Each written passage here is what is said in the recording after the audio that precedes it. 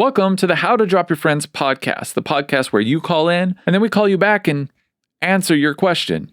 Hopefully well. Today's guest is Elijah from Ritte Cycles. He helps design their bikes. We talk about bike geometry, the difference between titanium, steel, and carbon, which one's best. Of course, we had to talk about the new Colnalgo bike. Perhaps most interestingly, one of our callers calls in and tells us that he can magically grow an inch whenever he wants. That's not exactly what you think, but it's not that far off. All right, Elijah, thanks for being here. Yeah, absolutely. Excited to do it. So if this is your first time watching the podcast, what happens is we send out a request for people to ask our guest questions. They'll leave a message, and then we will call them back and answer their question live. So here's the first question. What are some of the details on the new aerodynamic handlebars from the new Colnalgo bike? I was hoping somebody would ask I've read that they've kind of used some unique shaping to optimize kind of hand positioning. What research did they use to kind of come up with that, and how does it compare to more of a traditional kind of bar and in terms of rider comfort and efficiency? Thanks. Oh man, that's good. All right, so I'm looking forward to calling him back. I don't know how much. I don't know. I've never seen one in person. Oh, you haven't seen one yet? I mean, I've seen the bike on the internet. Okay, yeah. But I haven't ridden one. Yeah.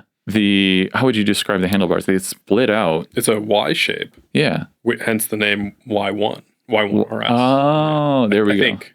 I've seen people say it looks like Tade's celebration when he puts his arms up. The Cervelo has the V, but they have the bar that goes across the top, and I guess Colnalgo was like, no.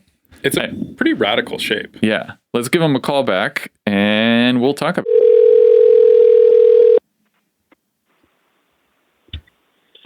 Hello? Hi there. You called into How to Drop Your Friends asking about the new Colnalgo handlebar. I've got Elijah here from Ritte Cycles, and we're going to answer your question. For sure. So who are we talking with? My name is Matthew. Matthew, thanks for calling in. Are you considering buying the new Colnalgo, or are you just curious? I'm not. I'm just curious because they look a little whack. You don't have a spare $100,000 or whatever to buy? No. No, I definitely don't. No, sir. Oh, we're in the same boat. Elijah, what do you think? What are your thoughts on? I actually listened to a brief snippet from one of the Colnalgo designers and maybe their lead product engineer. It sounded like they had done quite a bit of CFD and then a bunch of actual real world testing using printed models, which is pretty cool, kind of the way F1 or auto manufacturers where they don't test printed models in a wind tunnel kind of thing. Yeah, they miniaturize everything and they use a printed scale model, or maybe they used a full size, but I think for them it allowed them to prototype pretty rapidly, and they said their goal was to lower the head tube and reduce kind of that frontal profile, and that Y-shaped handlebar let them do that. They also spoke a little bit about how they believed that it gave a lot of comfort and kept the rider comfortable, and this is something I really liked, and it's something I very much agree with. Their position was that all the aero work in the world is of no use if the rider isn't comfortable and can't hold an aerodynamic position. And I think that's very true. I really appreciated that they were open and honest about the rider being the biggest aerodynamic drag on the bike. So they're really trying to optimize a bike, but also to keep the rider comfortable enough to stay in that aero position. I think that bar itself, I guess, is pretty aerodynamic and more efficient than a straight kind of handlebar, which makes perfect sense. It has a kind of smaller differential frontal profile, but I think their feel was that because the bar is able to be made quite comfortable, someone riding it can hold that kind of more aggressive, lower, more efficient position for longer. I thought it was cool. I mean, it's definitely a design that I think will take some getting used to aesthetically. Yeah, it looks so different. Do you think there's any issues with, this is me just not being an engineer, but being curious, the lateral stiffness? Because there's no bar going across, I imagine, I wonder if it'll be stiff, when you're sprinting. That's a good question. I think it's probably fine. Yeah. I mean, I can't imagine that they didn't test this with their World Tour team and other athletes. And from what I gather, the folks at Colnalgo are pretty serious riders, so I'm sure that they've done a lot of actual testing on it. Mm-hmm. And what's really cool about carbon is you can make it do just about anything. You can make it stiff where you need it and soft where you need it. So I don't think there's any inherent issue with the design. I would assume that it probably hits the right notes for their athletes first and foremost. They're trying to build bikes that win world tours. Clearly, read the comments. I've seen people say, "Oh, is this going to break?" No, I don't think so. I mean, I don't think anyone would take that risk, especially not a heritage brand like Colnalgo. Yeah. Like they've got a track record of building super high end, excellent stuff, and I would assume that from the actual riding perspective, this bike adheres to that. Yeah, the stakes are pretty high considering who's going to be riding it. It would be very well publicized if there is an issue. Yeah, absolutely. Yeah. I mean, it's definitely a pretty radical design, but I thought the same thing about the Cervelo S5 when it came out, and now it looks almost normal. Yeah, that's interesting. Who knows? What do you think of Elijah's answer? You have any follow-up questions? No follow-up questions, but no amount of aerodynamics or comfort will ever justify how weird those things look. Well, yeah, I get it. What do you ride? I ride a Cannondale Super 6. Okay, yeah, very classic. Yeah. I mean, the Super 6 has... Well, which one? Yeah, exactly. One? That's depending on what year. Yeah, what year are we talking? It's the new one with the triangle. It's got to be. It's got to be. We're going to assume it's the brand new one. All right, I think we might have lost him. Thank you for calling in. We appreciate it. We're sorry if we offended you with that last little bit. But yeah, thanks for calling in, man. Thank you so much. You have a great day. You too. Take it easy. See ya. Bye. I'm glad we got to talk about the new Colnalgo. Me too. I was hoping. That was one of the questions I wrote down to just in case. I mean, maybe we'll have another one. Big news. It's a big new thing. It is. Hi, my name is Matt. I'm from Canada, and I am very tall. All right. I am 6'4". If I stretch a lot, I can get up to about 6'5" if I'm lucky. Oh, good for you. But I am pushing the upper limits of what most bike companies make. So right now, I have an S-Works SL7 from 2022. It's the Speed of Light edition, so it's a pretty nice bike, but I have gotten a hard time from the odd person about how high up my stem is. And because of how tall I am, I find that the more aggressive aero positions are a bit difficult to achieve. And I was wondering how I can balance that out given my size and like how much I can slam the stem, where I can find a nice balance between performance and comfort. So that's really the question. It's just, most bikes don't even get that big. Mine's a 61 frame, so I was hoping that you might have some suggestions. All right. I'm in the Eastern time zone, so if it's super late, please don't call me back because I go to bed at like 10:30 p.m. All right. Well, it's only 6 o'clock Eastern time, so hopefully we'll catch you. 6'5" is really, really tall. Well, 6'4" is stretched to 6'5". It's tall. I want to know how he does that, like how he magically adds an extra inch. Maybe he's a little slouchy during the day. Yeah. Tall in bed. That's where you want an extra inch anyway. Yeah, exactly. 1 second. Can the AirPods connected? Hello? Hi, this is Mitch from How to Drop Your Friends. I'm here with Elijah from Ritte Cycles. You called in asking for help for your bike fit. Okay, well, before we do that... I'm actually on my bike right now. Oh, that's amazing. First off, I just want to ask, how are you able to magically add an extra inch from 6'4" to 6'5"? Oh, man. I think everybody wants to know how to add an inch. So I'm 6'4.5" now. I was saying I used to be at a yoga club at university, and at the end of that semester, I was fully 6'5", measured at the doctor's, and now throughout working in an office for a couple of years, it's gone back down. Okay, My girlfriend measured me. It's not an instant change. You have to commit to yoga for a while, and it can be lost afterwards. Okay, this is the kind of really important information cyclists want to know. So, the yoga's good. The yoga is good. The yoga is good. So you're struggling to find a bike that fits you well. You want to slam your stem, it sounds like, which I think is a... Well, everybody gives me a hard time about it because right now they say it looks like I'm riding an endurance bike and I'm on a S-Works. So yeah, I want the bullying system. Oh man, get better friends. That's the suggestion. Drop them, I guess. Nah.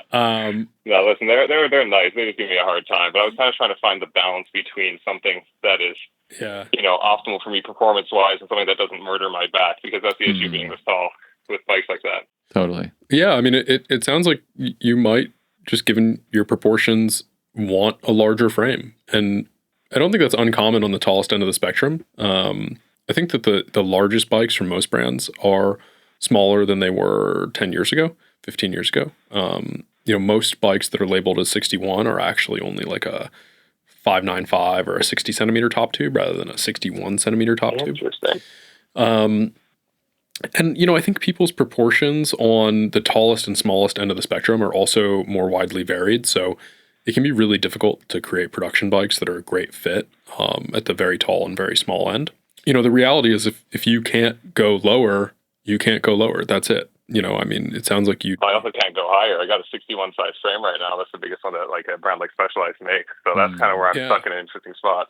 Yeah, and I guess I don't have enough familiarity with the other options on the market to say like, hey, such and such is bigger. Like I know our largest carbon production frame is not any larger than a 61 tarmac. If you're running kind of the maximum spacer stack and that's where you're at and that's what works, then that's what works. I mean, there are options like I think Specialized actually makes a bar that they call the hover bar, which has maybe like 15 millimeters of rise to it. So you could trade the bar out and then cut some spacers. But you're just moving things around at that point. It's I think for a lot of tall folks, custom ends up making a lot of sense, but it's a different path. I mean, there's not as many custom carbon options available. There are some.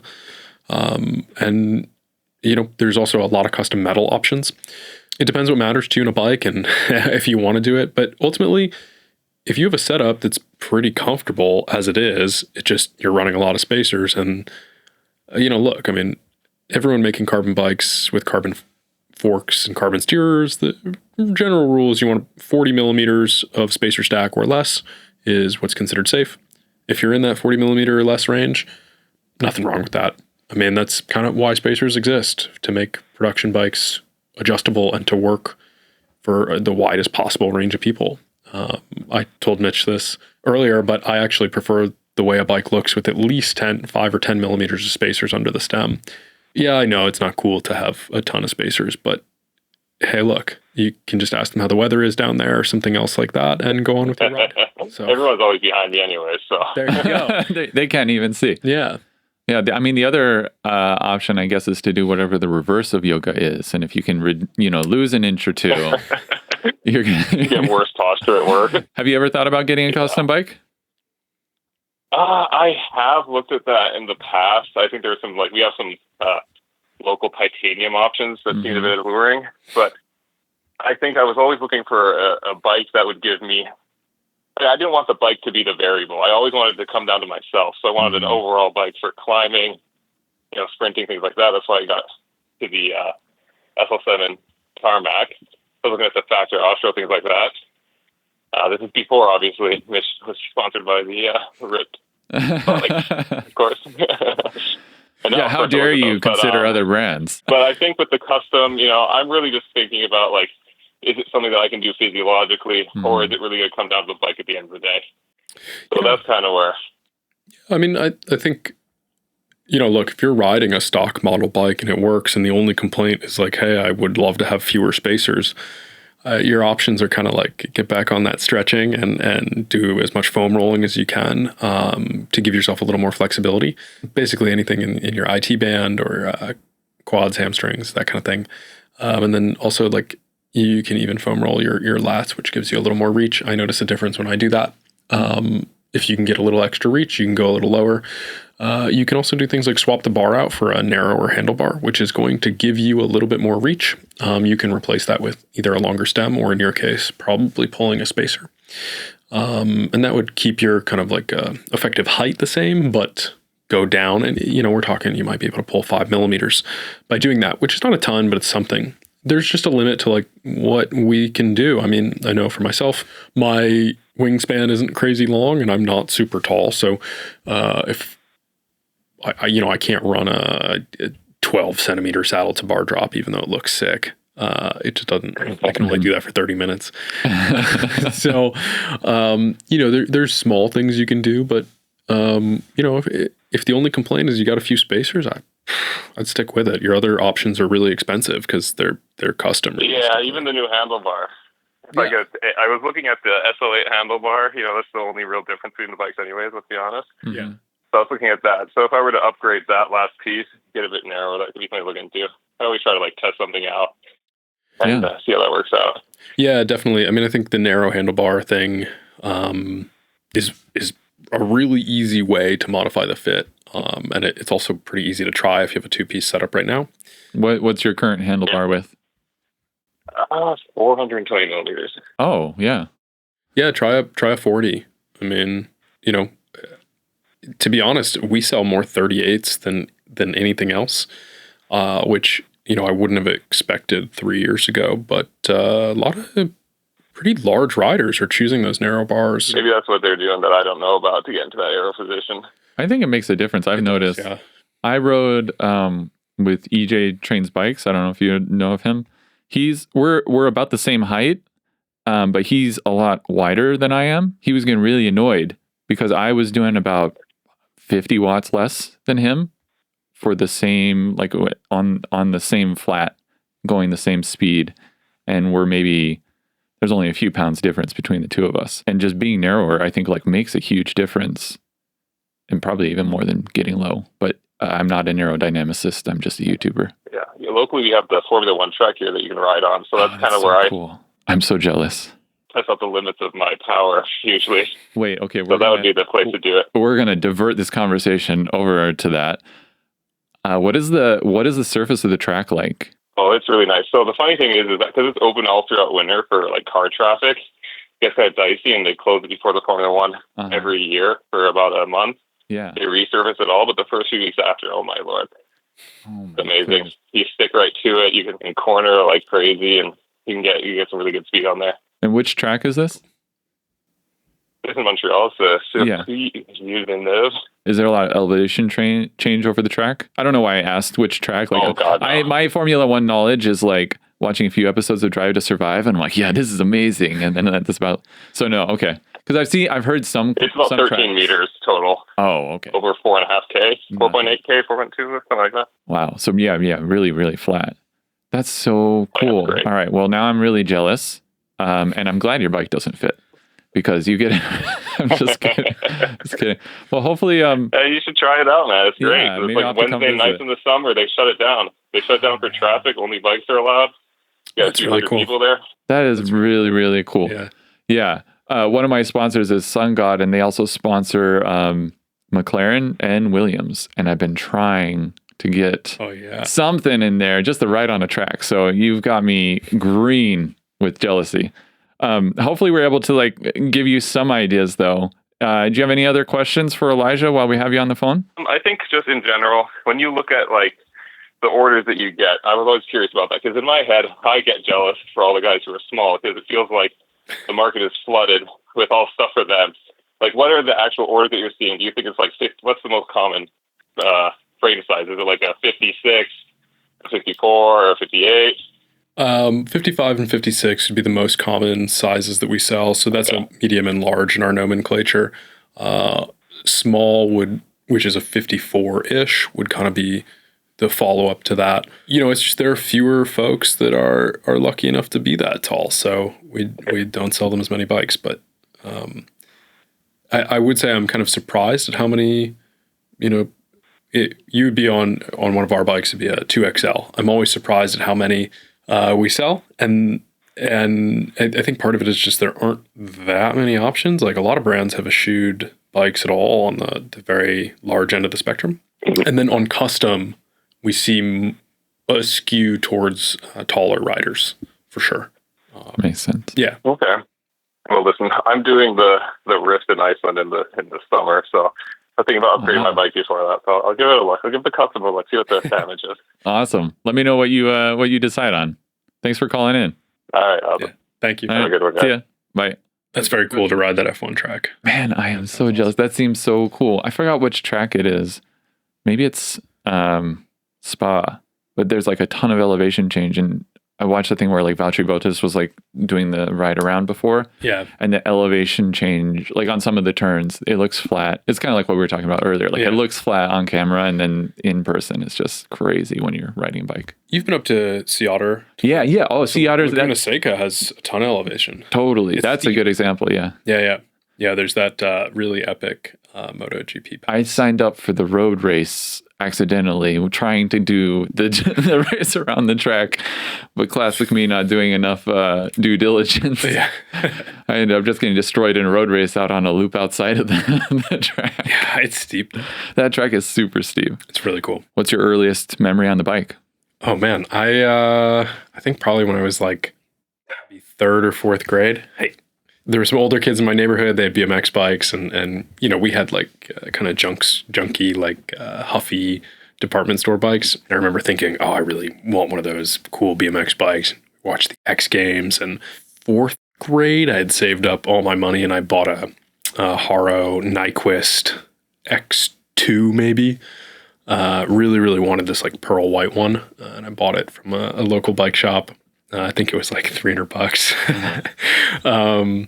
Which really speaks to how expensive bikes have gotten, I guess. But yeah, that's probably like one of my earliest memories on the bike. And my stepbrother and I, he had the same bike in a different color, and we would ride dirt jumps at this aqueduct that was maybe a couple miles from our house.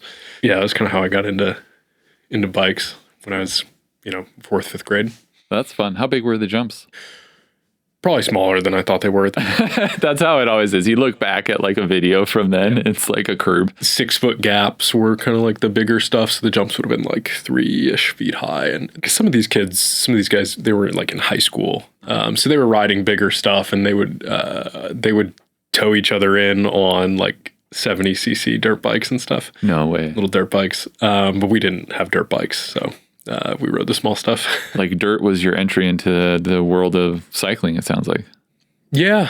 When I moved, I was probably in 6th grade, and we moved out kind of to an area that was more rural, more country on the other side of the state. And I got a mountain bike because that seemed like that's what people did there, which was like a Fuji hardtail mountain bike. And just kind of rode that around on some XC trails. And yeah, I rode mountain bikes kind of all through high school and into college. I had some trail bikes and was really into downhill. So we would go to the bike park. Got hurt a lot.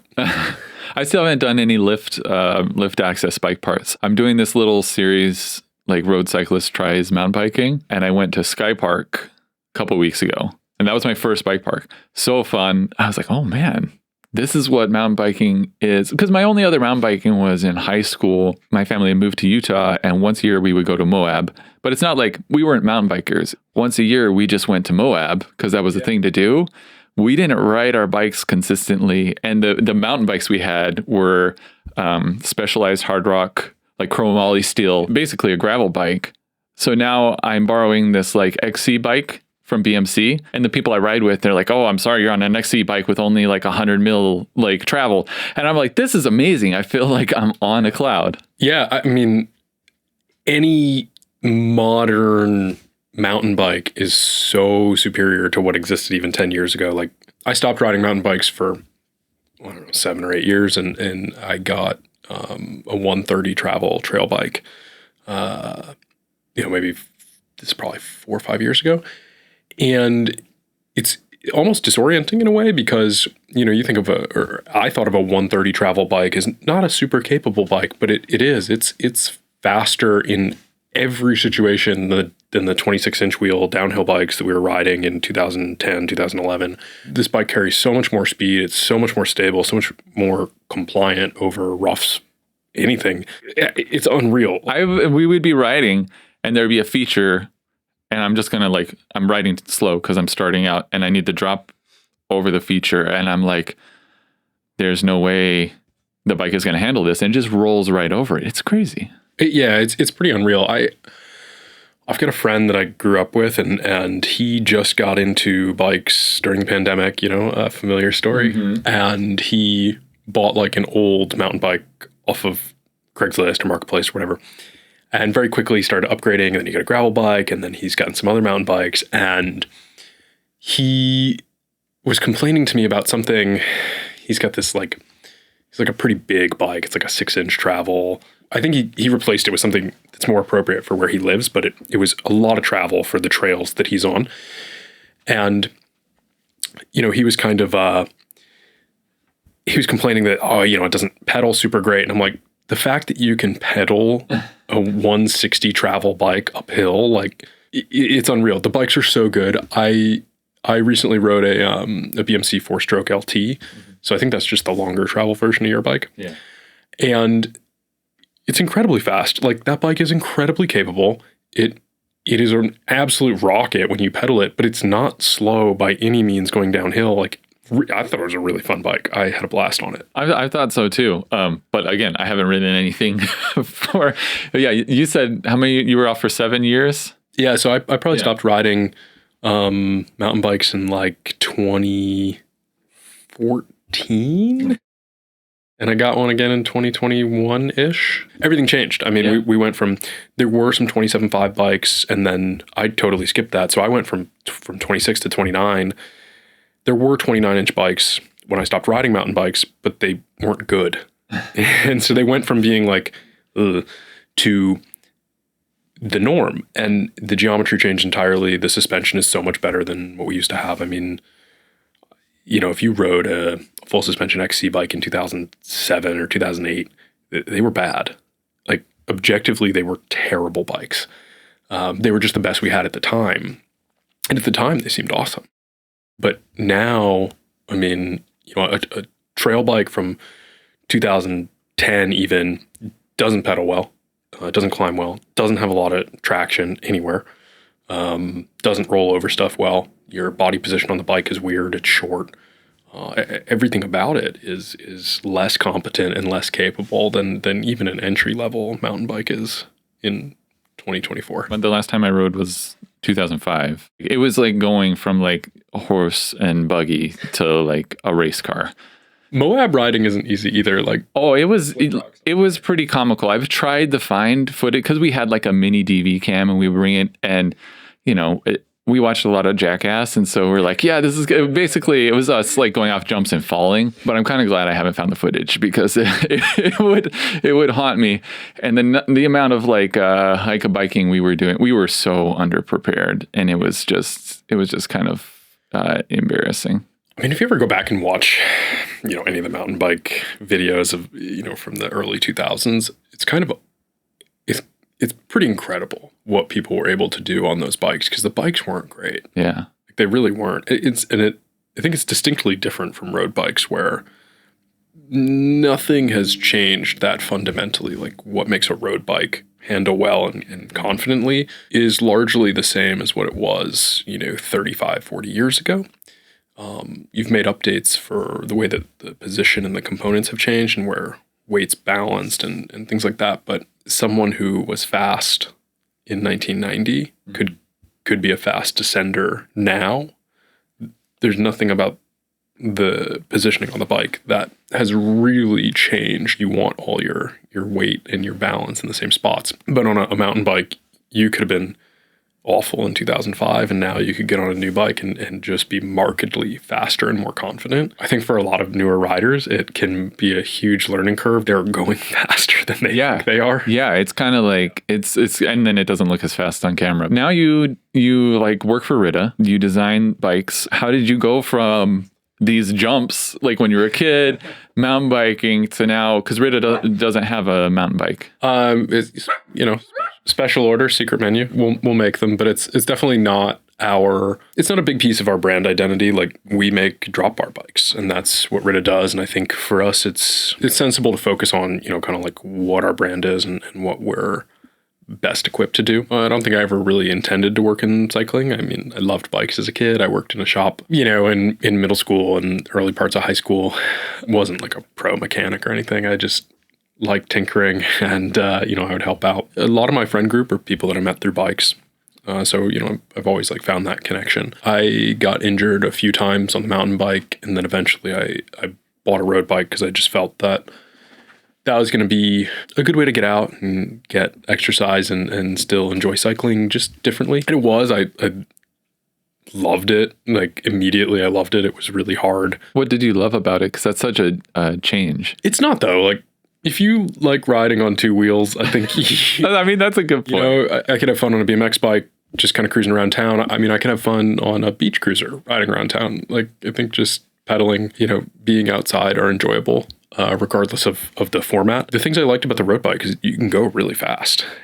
That's awesome. I really like descending, and I found that, you know, it was totally worth struggling up hard climbs, and there's definitely a sense of satisfaction and achievement.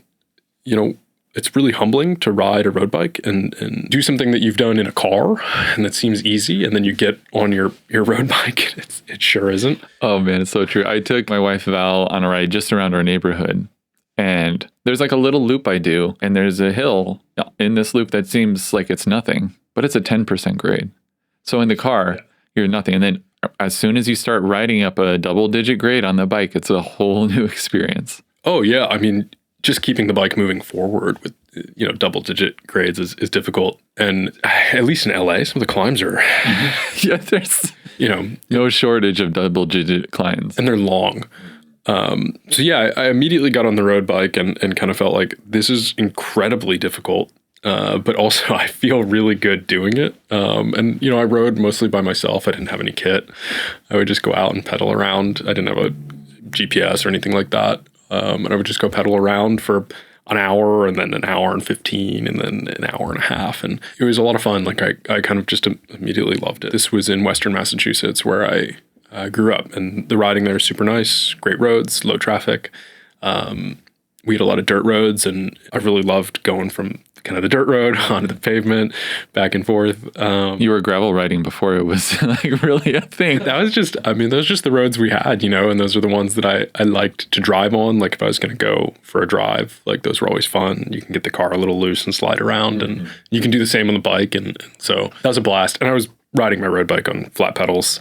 So, you know, pretty easy to hang a foot out and slide around. Yeah. I moved to Los Angeles for work with a business that I had started, left that. And then I kind of found myself having been in LA for just a few months and thinking like, well, I'm going to go for a bike ride, which I hadn't done. My bike was like packed in a box in my living room, unpacked it, started riding around here, and found it to be incredibly humbling. You know, I thought at the time, like, you know, knew what I was doing, thought I was a great climber, but blah, blah, blah. No, not true. I had no idea what I was doing. Terrible climber. I had never gone up a, 2,000 plus foot climb, which like you can do here. Yeah. So I just started riding around, and I was immediately like, okay, it's like learning to walk all over again. The riding was so much more difficult than what I had, gotten comfortable with.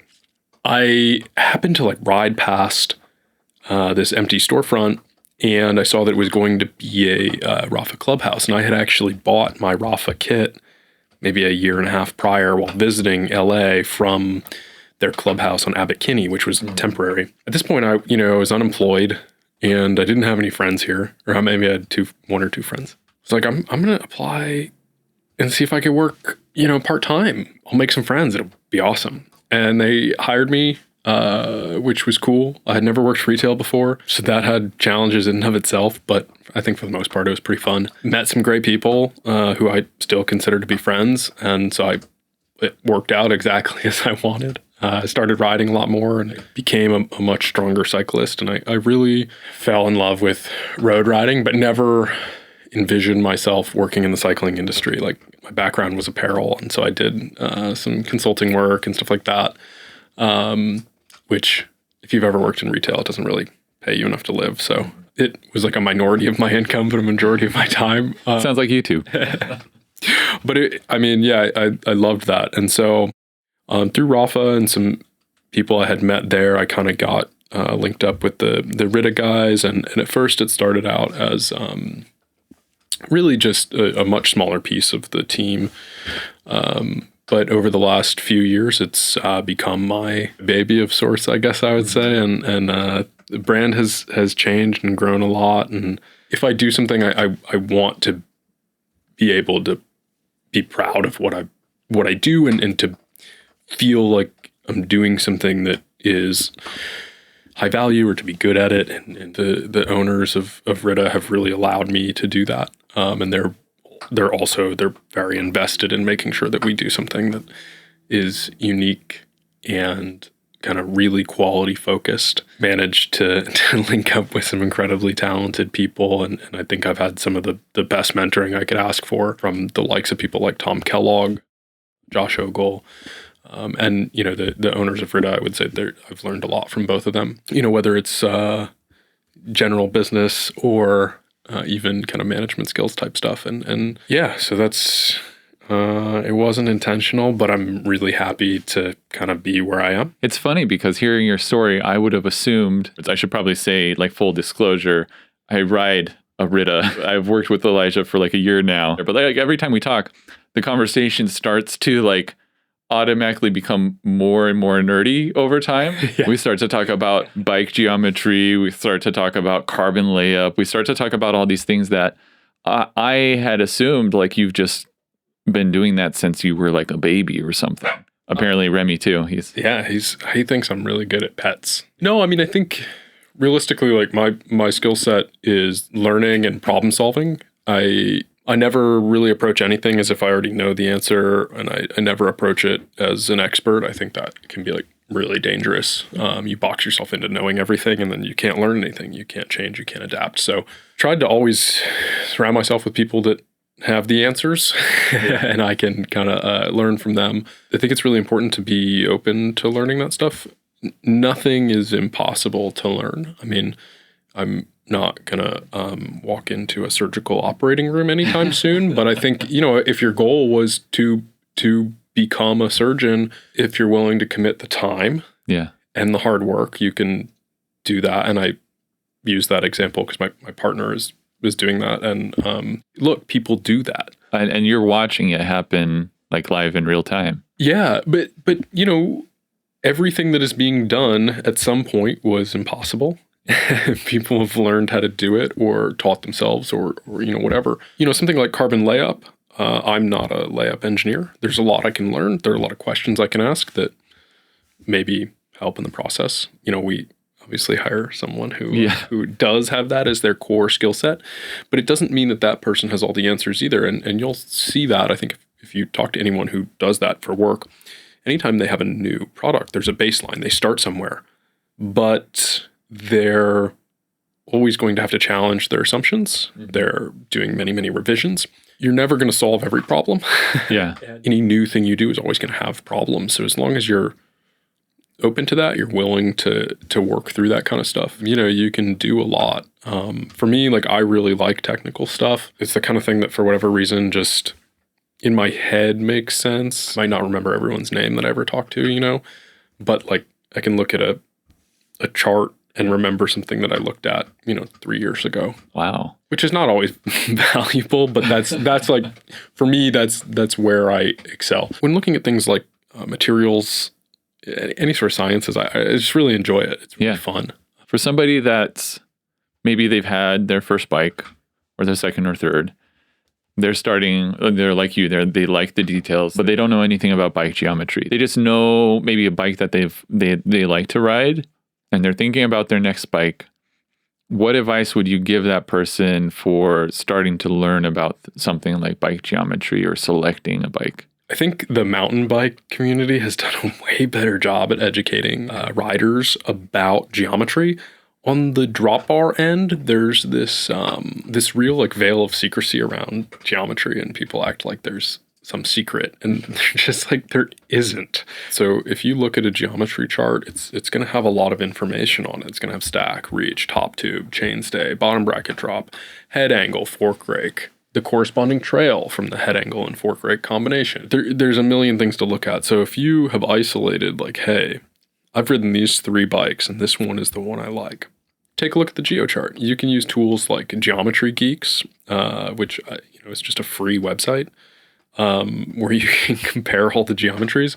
I think a lot of people look at stack and reach, and that's only like a very small part of the equation, but start looking at this stuff and then consider the way your weight is balanced on the bike and how that feels. I mean, your fit on the bike is going to change the handling as much or more than any individual geometry change. A bike is not a static object. It's moving under you. You're kind of dynamic on top of it. So you have to look at not only the device itself, but also how you fit and interact on it. And I think it's important to be kind of honest. I see a lot of people that have like crammed themselves into bikes that don't necessarily work for them for whatever reason. They want a really aggressive fit. They run a ton of drop, but they're constantly uncomfortable. You could tell. But it looks so good, Elijah. It looks pro. It looks cool at the coffee shop. Personally, I like a spacer under the stem. I think it looks better than slammed, but someone will fight me in the comments. Oh, wow. Yeah, that's a spicy take. No, I know.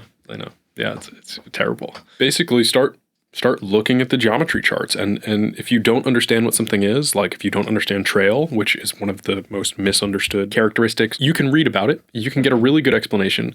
You can see how it pertains to bicycles, motorcycles, etc. But there's a lot of information out there, and that's a thing that people get really hung up on. And it's not the only thing that matters, but it's an important part of the way a bike turns and steers, handles. And then you have to factor in your tire size. Changing tire sizes, a millimeter or two, not perceptible, but a lot of people will get a gravel bike. It's designed for, a modern gravel bike, at least a 40 millimeter tire, if not 42 or 45 as the sweet spot. You'll go to a full 2.5 inch mountain bike tire if you're Dylan Johnson. You could. That's definitely not what your bike is designed for, but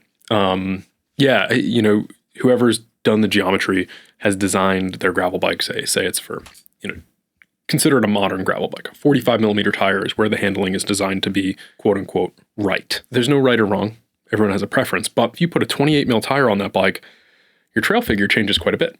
So the way the bike turns in is really different. The amount of wheel flop you have, which is how hard the wheel wants to flop over or not flop over, changes. And then, you have other things that change. Part of it is going to be your head tube angle changes, and that affects the trail too. So you change your tire size by, 17 millimeters? That's going to have a huge effect on the bike's handling. So, you'll often hear people say, oh yeah, you don't need a road bike and a gravel bike because I'll just put put road tires on my gravel bike. And so you can do that, but it never feels the same. It's going to behave differently with the different tires. Not just because they don't have nubs on them, but because the trail is different. And the bottom bracket drop is different. The head tube angle is different. You have all these things, and it changes the way you sit on the bike in some regard as well. So there's all these things that happen when you do that and push a bike outside the design envelope. And on a mountain bike, you're not really doing that so much, and you're way more active and dynamic on the bike, so it's maybe less of an issue. But on a road bike or a gravel bike, we're often static for a long period of time. Each component of it makes a big difference. Which isn't to say trail is the only figure that matters, because it's far from it. I think it's a thing that people often get fixated on because it's confusing. Yes. I'll be honest, I'm slightly confused right now, but I think I'm starting to get it. Well, it's so hard to understand because as a cyclist, you have say you've got a bike you love and it fits well, you're comfortable on it, you've been riding it for 2 years, everything's good. That bike feels awesome. And then you get on another bike. It would be really easy to say, oh, this bike has 3 millimeters more trail, and then I don't really like it. But that's not the only variable you change when you get on a different bike. That's everything, a good point. Your reach, which is, so your weight balance on the bike might change, and a percent change, like if you're 1% more rearward, that does make a difference in the way things behave. Does it have different tires on it? Very few people have ever had the opportunity to actually ride the same bike with a different trail figure, and that's a lot easier said than done too. But I think that is probably the best way to really get the feel for it. And not everyone is going to notice. Like, there are people that I know that can ride anything, and they're going to be fast and confident on it. Doesn't matter what it is, and they don't really care, and they don't feel the difference. They just, great. And some of us aren't that way. And so there are people who, regardless of how good a cyclist they are, they'll notice a 2 millimeter change, and they can call it out and tell you. The other thing is that you can get used to a lot. Like, you can ride a bike, and first ride it might feel one way, second ride, third ride. By the third or fourth ride, unless something is really off, you're probably just going to compensate. You might get used to it, and then it might start to feel right, or right for you. Yeah, it sounds like at the end of the day there is a bit of an art, because it's the rider and the bike coming together. Yeah. Not only does the bike have so many variables, like you as the rider have so many variables, and then there's all the stuff like the shoes that you're wearing, or like, and if you're like me and you've had a few extra slices of lasagna the night before, like that's going to change your weight. And the way you sit on a bike makes a huge difference. Like we look at a lot of bike fits because we do a lot of bike fits. I mean, almost every person who buys a bike from us is getting some sort of fit feedback, unless they genuinely don't want it, and that's okay. Often people will say, hey, I want a new road bike because of X. And if that's something like, the front end feels really wishy-washy on this bike. You look at their bike, you look at the fit. Okay, they're 6 foot tall, they're on a 56, all seems normal, saddle height's right. And then you look and they're running like a 90 mil stem. And you see them on the bike and they're a little crunched up. Well, I mean, if you're on 100 or a 110, you're moving the weight further out. You're putting more weight over the front end. It's going to be more planted. And you could tell them that, and they may still want a new bike, and that's okay. Yeah. Cool. Like, happy to work with you on a new bike. But that's a really small adjustment that completely transforms the way the bike handles, because the weight is just in a different spot. It goes from being vague to confident really quickly. Yeah, even going from when we switched the frame over to the lightweight frame for the steep climbs I did in Europe, we also changed my stem length from 120 to 110. I didn't expect it to feel that different, but especially on the really steep climbs, particularly the weight thing, because when I'm literally on a 30% grade, my weight's already shifted back, but that extra centimeter was like far enough forward that I did feel it when I pulled it back. I had the mountain bike cassette on the back. The weight distribution was different. All those things were kind of different. But yeah, the front end would lift up a lot more. It's pretty crazy how much all that stuff adjusts everything. We could talk for hours. Yeah, we should get over to the calls, because otherwise we never will. All right. Hi, my name is Jonah. I'm a young rider. I'm 14 years old, and I'm a very dedicated cyclist.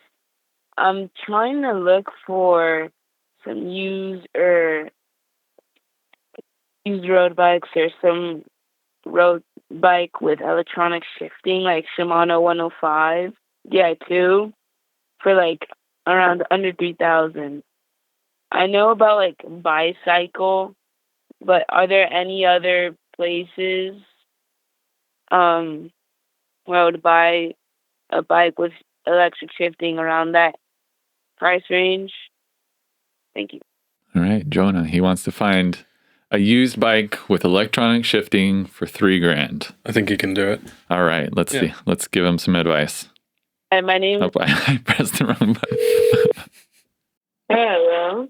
Hey, Jonah, you called in to How to Drop Your Friends. This is Mitch Boyer. I'm here with Elijah of Ritte Cycles.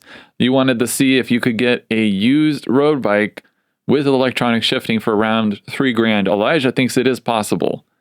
Definitely. Yeah. So, hi, Mitch. I look at all your videos. I'm also a rider from LA, and I go through all these group rides. But yeah, so awesome. I've Thanks, been man. riding around. I've been riding around on road bikes, like on my mom's road bike with mechanical shifting, for around 2 years, and I've been getting into many competitions, and I've been looking for some road bikes that are in between our budget, around like 3,000 or under. But it's been hard. Like, I found some bikes online, but shipping is an insane amount. Yeah, I honestly might stray away from buying a used bike online. It's really hard to know what you're getting when you can't see it in person, and could be great, could be less than great. LA is probably the best place you could live to buy used road bikes. There are so many cyclists here. And it's also a place where there are a lot of people who buy a lot of expensive things and then they sell them or they get rid of them. I would stop by your local shops, introduce yourself, and just say, hey, if any of your customers are looking to sell their, road bikes, here's roughly what I'm looking for. Please give me a call. It might take you some time, but I think that's a really good avenue. I know that my friends who have shops here have lots of customers that are always buying the latest and greatest, and they're often selling their used bikes at a bargain. And that could be a really good way to buy something, not only, either from a local shop or from someone local, but to get a good referral. Yeah. The other thing you could do is, if you're part of a cycling club like Lagrange on the west side, or another club, depending on where you are in the city, I would send a message to, whoever the kind of board on that club is and say, hey, I'm Jonah and I'm, saved up and I'm looking to buy a bike. If anyone in the club is selling something, I think that's the best way to buy something like this, a road bike. Oh, yeah. So wait, so you're allowed to, like, even though you're not in a specific club like Lagrange, you could go and ask, like, those guys, even though you're not part of the club, like, hey, are you selling a bike? It never hurts to ask. I think you could definitely join the club and start riding with them too. Always good to kind of make some friends. And I know that a lot of those folks would be more than happy to help a young rider. But yeah, I mean, you can certainly reach out to any of these folks by email, whether it's like Lagrange, Big Orange, or, local bike shops. There are so many cyclists here. That's what I would do. You could always check Facebook Marketplace, Craigslist, etc. But I think reaching out to, cycling clubs and shops to just say, hey, here's who I am. Here's what I'm looking to do. Can you help me out? I know that there are a lot of people who have definitely, received help from more experienced riders when they were getting into the sport, and I think they want to pay it forward. So when Jonah's looking at these bikes, used bikes, what are some things to look out for? Like, how do you inspect a used bike and make sure, it's in good condition? Yeah, I mean, that's why I think buying from a shop or someone who is reliable locally is a good idea. That's someone who is going to be able to kind of inspect it for you and give you the sign off on it. I would, if it's a carbon bike, I would take a very careful inspection, run your hand kind of over every part of the frame, make sure there's no soft spots, no cracks, nothing that you can catch a fingernail on. I might be more cautious than some, but I wouldn't buy bikes that have kind of like big paint chips or anything like that. You want to make sure at this point, if you're looking for a bike like that, it probably has hydraulic disc brakes. I would make sure the brakes have a positive, solid feel. They engage nicely. Make sure things aren't rubbing. Run through the gears. Make sure that the drivetrain isn't noisy.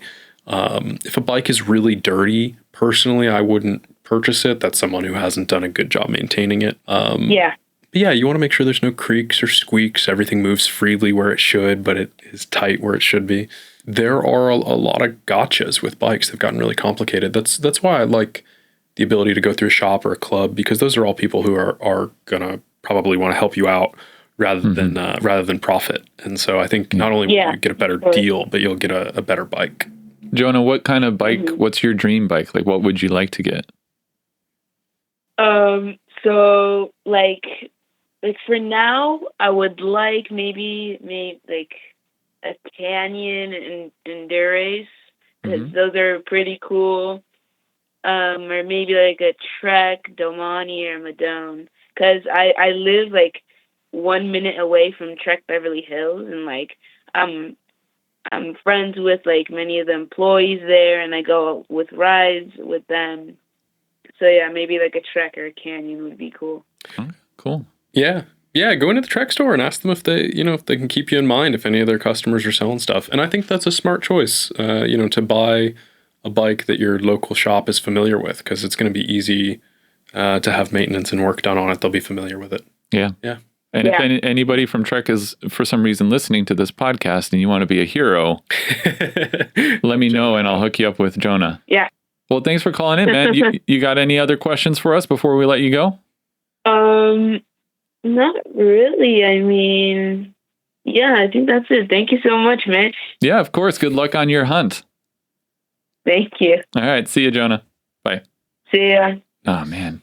Searching for a used bike. It's tough. It's hard to buy a used bike. It's so hard to, like, there's so many stolen bikes. It's so many. And then, how do you inspect it without seeing it in person? You can't. I think, just a lot of people think that their used bike is worth a lot of money when it may not be. It's like sentimental and. Yeah. Or, things are damaged, but the seller doesn't even know. I mean, bikes are complicated. It's not the way they were, when they were all mechanical. It's tough to buy a used bike. It's tough. Hi there. This is a question for Elijah with Ritte. I was wondering if you guys would ever do an aluminum bike and what your thoughts are on aluminum bikes in general. Thank you. Love the brand. Keep up the great work. Love what you guys are doing. This is Chris. All right. Chris is curious about aluminum bikes. Your call has been. I can answer Chris's question. All right, let's answer it. I would want to know, what someone wants out of an aluminum bike and what their reason for wanting one is. Why is that? Well, often people are looking to get a bike that's a little more affordable. I think aluminum is a really good way to do that. Ritte used to do some aluminum bikes prior to my time. I think they're awesome.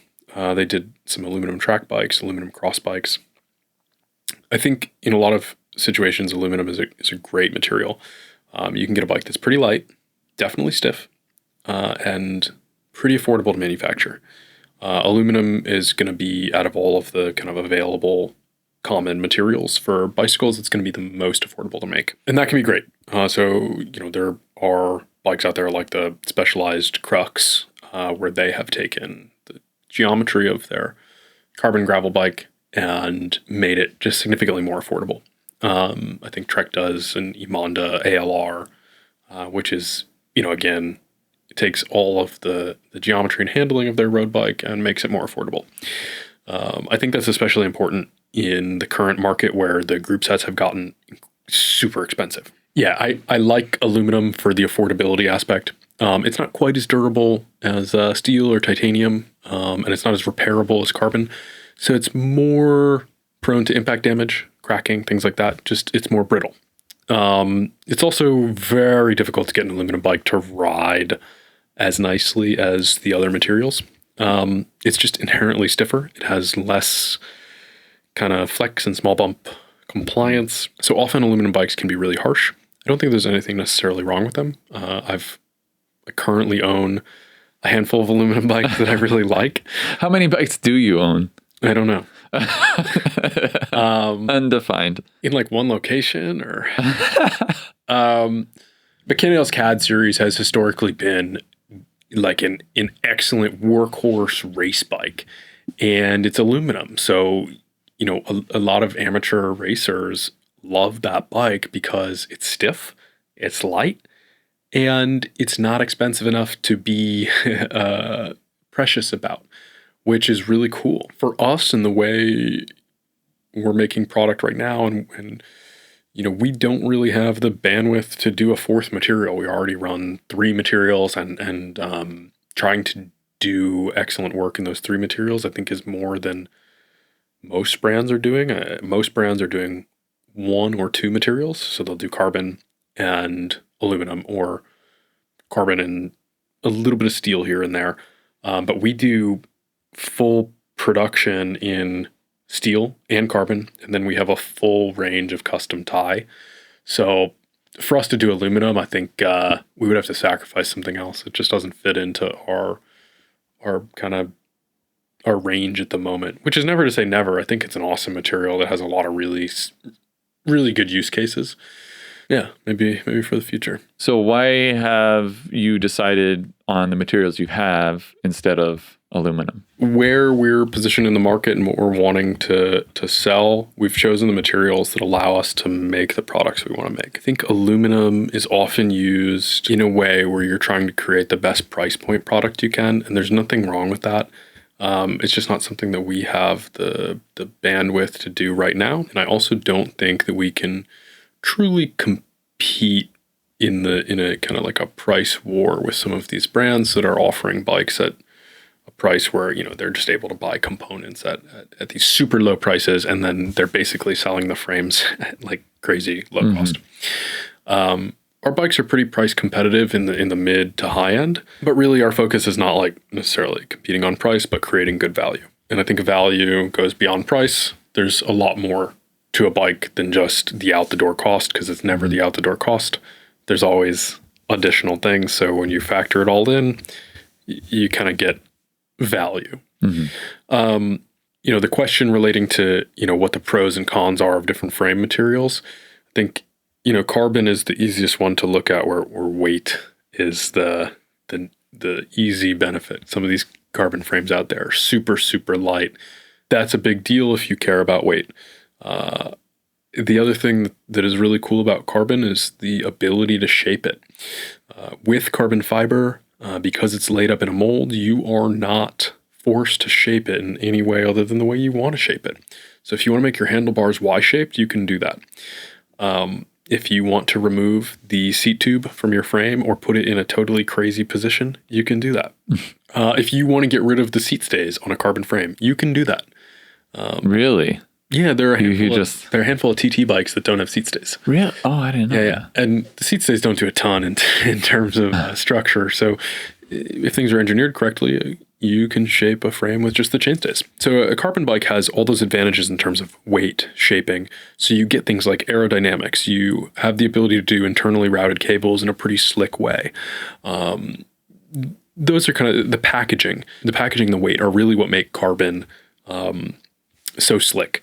And that's what people turn to carbon for. They want that super racy bike. Carbon is also very, very stiff. And you can make it very, very stiff at a very low weight. So, that's really cool. Carbon bikes can ride really well. And I think layups are getting better and better and better. And brands are getting, and designers are getting a better understanding of what you need to do to make a carbon bike ride really well. For a long time, it was just, this one's 9% stiffer. This one's 9% stiffer. This one's 9% stiffer. And I think we've kind of learned that doesn't matter. Right now, bikes are actually getting softer. None of the brands are going to tell you that. They don't want to tell you that. But all of the current generation of high-end road bikes are softer in terms of ride than the predecessor. Turns out that just making it stiff doesn't necessarily make it efficient or fast. So carbon, you have a lot of room to maneuver. There's a lot of customization in the shaping, the feel. It can do a lot. Metal bikes are different. Metal has a feel that we can't quite replicate with carbon yet. Metal is a spring where carbon is more of a damper. Carbon absorbs. Metal reacts. It kind of reflects energy. So when you put energy into a steel frame or a titanium frame, it does something different than a carbon frame does. So it has a different feel. I think metal bikes are really easy to read about and be like, these are old guys and this is BS. And they're just, waxing poetic about nonsense. And there's definitely some of that, no doubt. And I think in road cycling especially, there's a lot of this, I don't know, maybe you'd call it romanticism about different materials. But, where steel excels is steel has this really beautiful ride, but it's still pretty stiff. Steel is generally going to be the heaviest material that you're going to work with. But that extra mass can give the frame a feel that other bikes don't have. They can really absorb chatter. They can glide over rough ground. There's a lot of confidence in a steel bike that you're not necessarily going to get out of other materials. Personally, I love the way steel bikes ride. A really good steel bike.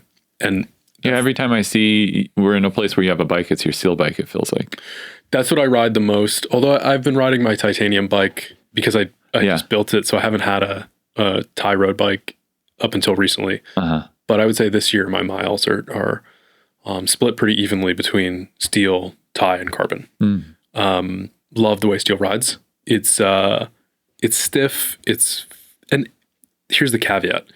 When I say a good steel bike, I know that good is subjective, but for me, when I look at a steel road bike, I want it to be stiff. I want it to have just enough compliance that I get that steel feel, but I want it to be stiff. I want it to be responsive.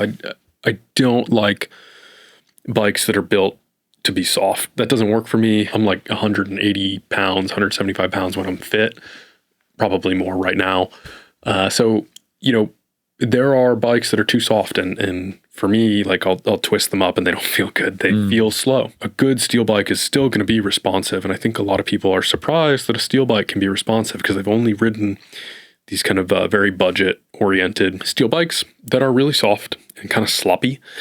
They aren't precise. They don't track well. So a great steel bike has a ride that just you really can't replicate with other materials. And yeah, it's a pound heavier, maybe a little more than a great Thai bike. And it's 2 or maybe even 3 pounds heavier than a really light carbon bike.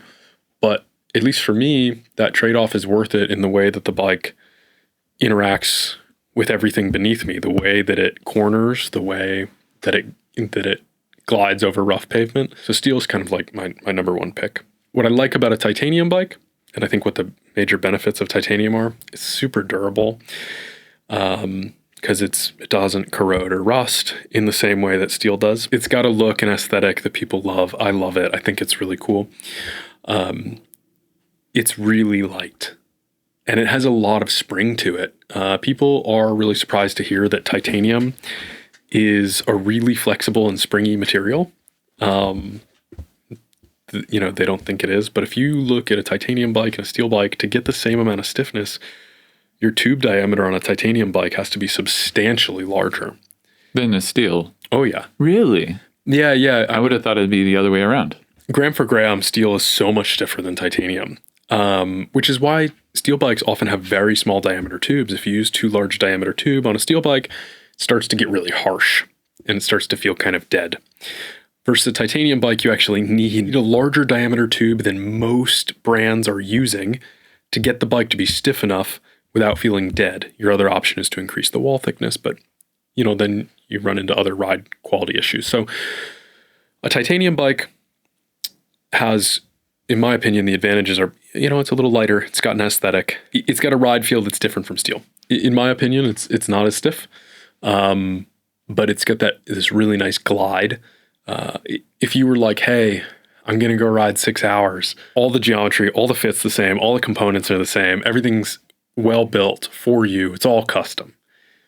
I think that your tie bike is going to be your most comfortable bike. The steel is going to follow that, and your carbon bike can get close, but it's not the same feel. It achieves that comfort in a different way. A lot of this is down to nuance and preference. I would say that steel and titanium are much more similar than they are different. So those two are here, and carbon's over here. Okay. Like these are closer together. You're splitting hairs with steel and titanium in terms of what you prefer. So for most people, it comes down to like, do I want custom? What do I want to spend? How much do I care about weight? Mm-hmm. And which aesthetic do I prefer? Versus when you look at metal versus carbon, often it's people being like, well, I want it to be light. Yeah. And that's fine.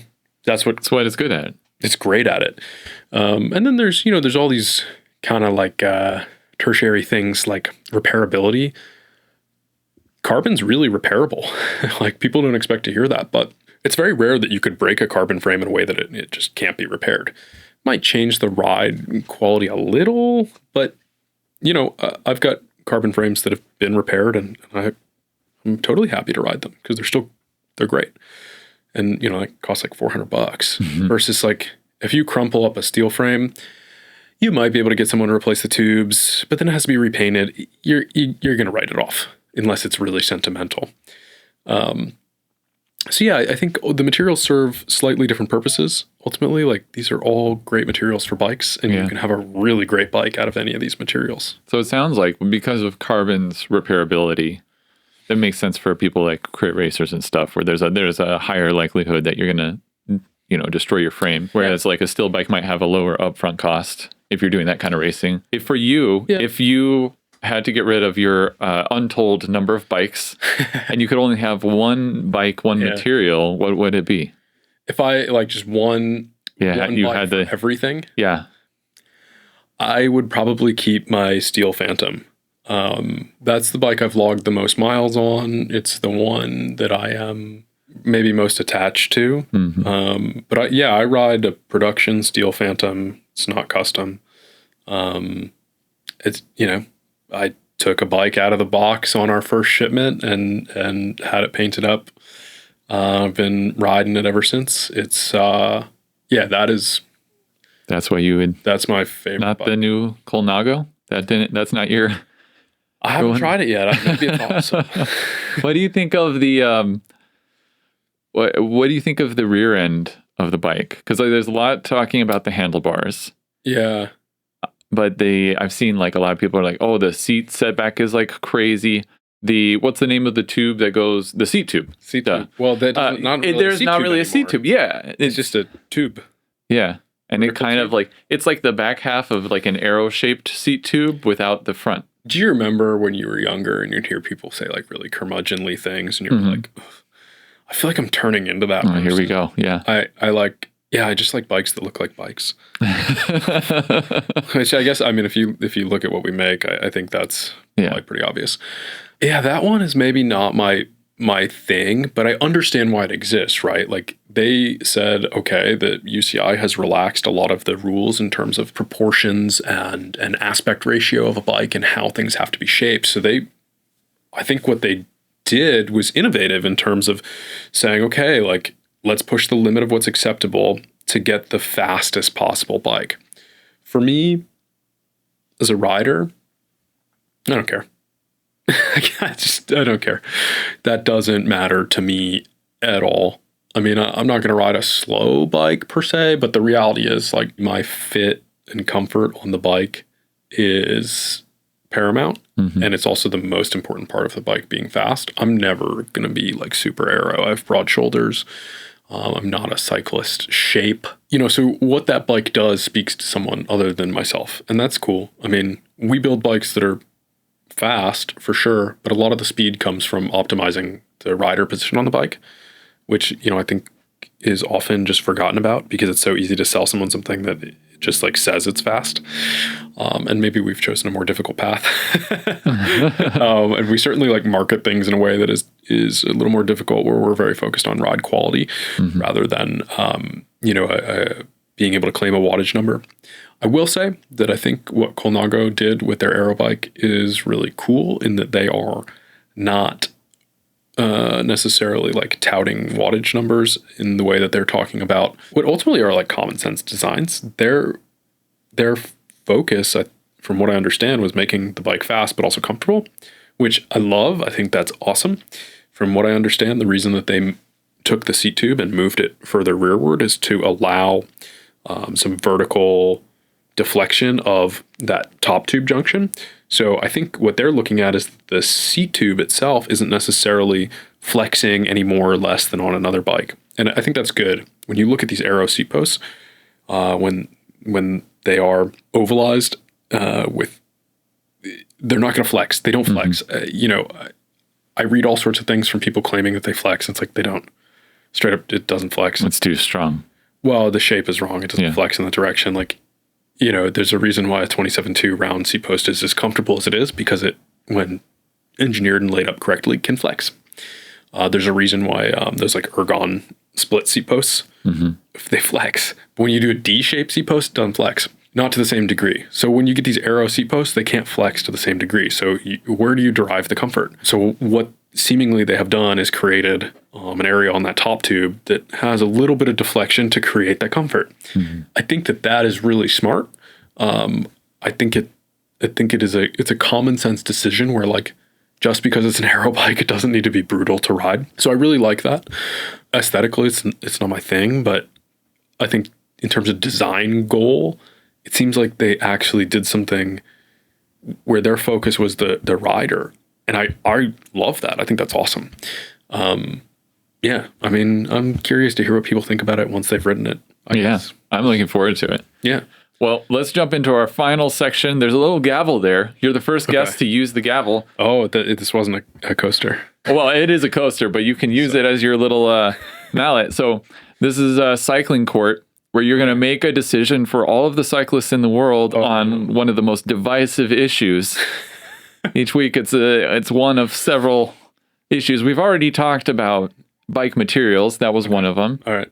We've kind of talked about aero versus like comfort. That's another one. So we gotta do a different one. We'll go with the classic. Okay. Rim brakes or disc brakes? Disc brakes. And why? Oh, I mean, control, power. The rim brakes never made sense. They still don't make sense. All right, pound the gavel. It's done. Sorry. Get rid of your rim brakes. No, you can keep them. No. Get rid of your rim brakes. Judge Elijah has decreed. This is Cycling Court. Thanks for coming on, man. Yeah, thanks for having me. Welcome to the Cool Down. This is where all the cool kids hang out. It's a terrible joke that makes no sense. We're 4 episodes into the podcast now. I hope you're all enjoying it. I'm enjoying it. I'm learning a lot, so I appreciate your patience with this. I've had a couple flubs where I've called guests by the wrong name. That's really embarrassing. I'm going to start writing down names so at least I can look down and remember what their name is. I've always had a problem with that. I don't know if any of you have struggled with that. When I'm at a party and I ask somebody's name, I usually forget it after they've said 1 or 2 sentences. Not because I don't care about the person, but just because my brain is racing and I'm nervous. I solved that problem by never calling them by their name ever again and never seeing them again.